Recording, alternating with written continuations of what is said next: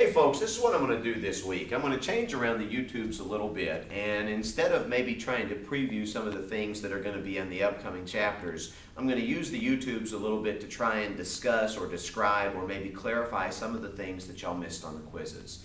I've been providing some information to that one-on-one as folks have requested it, and if you do have questions about in particular things from the quizzes, give me a call and let's talk live about it, because it's usually easier to kind of work through it talking than it is actually emailing, because things can get a little bit confusing and frankly they can get a little bit wordy, which nobody probably wants to type too much or have to read too much in that regard. But for today, I wanted to go back to chapter 2 real quick, and as I was looking at some of the answers in the quizzes, there were two terms that really stood out that y'all missed, or many of you missed I should say, from that chapter 2 quiz. One of them is the word sex, and one of them is the word gender. Now, in Chapter 2, you've had the hunger paper now. You also had quizzes, and really the focus from Chapter 2 was dealing with the realists, and it was dealing with the liberals. And we had filmed a piece on this a couple of weeks ago. I'd asked you to go back and take a look at this as you were preparing to write your paper for the hunger assignment. Now, one of the other ideologies that's mentioned in that chapter is actually the ideology of feminism. So let me ask you a question, and I want you to think about this for just a second. What does it mean to be a feminist? What is feminism? Now, I know from my time in North Carolina, and it didn't really matter whether I was in the rural eastern part of the state over by Interstate 95, or for that matter, if I was outside of Charlotte in Concord, or even to a lesser extent up around Lexington with Davidson Community College.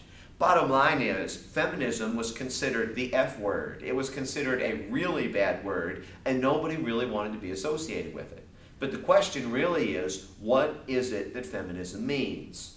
I remember when I was teaching over at Nash Community College over in Rocky Mount, North Carolina, I had a group of about 20 or 25 folks in an American government class, and there was a guy that was sitting on the back row, and I looked at him and I said, you, are you a feminist? And he looked at me like, oh my God, what are you asking? Actually, some people might think that I was asking if he was effeminate, which means something totally different. He dropped the class, I never saw him again. And it was because I had asked him whether or not he was a feminist. Bottom line for our purposes, feminists believe that women should be treated equally as men. Bottom line, feminists believe that women should be treated equally as men. Now, there are some that will go to some extremes. There will some that will not even go that far in the big picture, but all of them would appear to agree that the bottom line is that women should be treated the same. It doesn't matter that you should get paid for the same job. Maybe you should have the same rights to be able to vote or participate. Maybe you should have the same opportunity for promotion in the workplace. Bottom line is that the law should treat you all the same. Now, the two terms that you had a little bit of confusion with fall under feminism. And those two terms, number one, are going to be sex, and number two are going to be gender. Very simply, when you look at the word sex, what we're talking about here is we're talking about the physical characteristics of a person. The physical characteristics of a person that determine whether or not they are male or female. You know, when puppies are born, for example, or maybe when you're dealing with animals as a child, you kind of know pretty quick whether or not the animal is going to be male or female. When the doctor removes a baby during the context of birth, the doctor is going to know pretty quick whether the baby is a female or whether the baby is a male. When we talk about sex, that's what we're talking about. We're talking about these physical characteristics that determine who is what. For that matter, whether the who is a he or a she, a him or a her, a male or a female. Now, when you get into gender, you start to change this around just a little bit. Instead of the physical characteristics that sex represents, gender is actually going to deal maybe a little bit more with stereotypes or patterns. Stereotypes or patterns involving males or females. Now, when you think about some of the things that you did as a young person, say for instance, as a young man, maybe as a young man you played baseball. Maybe as a young man you were maybe somebody that didn't raise his hand in class, but you were somebody that blurted out answers.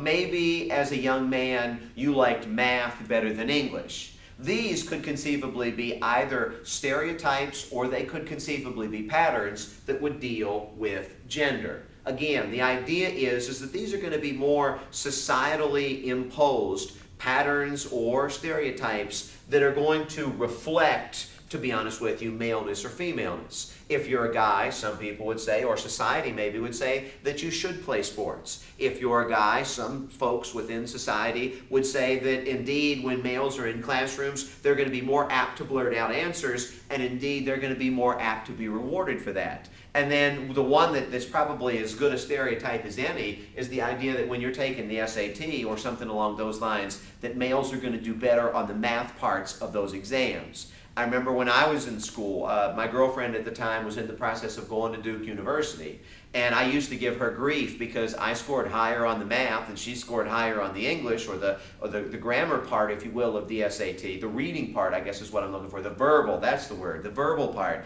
Bottom line is that I told her that fit the stereotypes, and she didn't like that at all. This would be something that deals with gender. By the same token, when you deal with gender from a female perspective, some folks would say in reference to gender, playing with Barbie dolls is something that a female should do as opposed to a male. Some folks would say that when you're dealing with gender, the whole idea that verbal part of the SAT is better for females, or for that matter, that females should raise their hand and be respectful and quiet until called upon.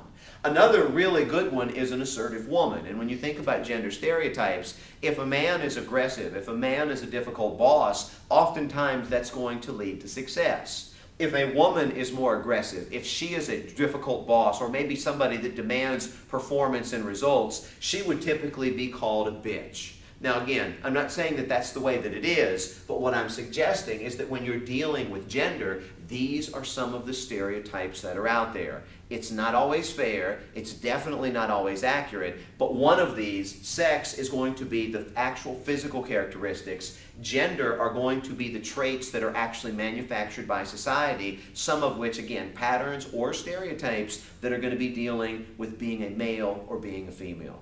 If you have any questions about sex, gender, or feminism for that matter, don't hesitate to drop me an email, but please be clear what the difference is between sex and gender, because you might see this again on the midterm.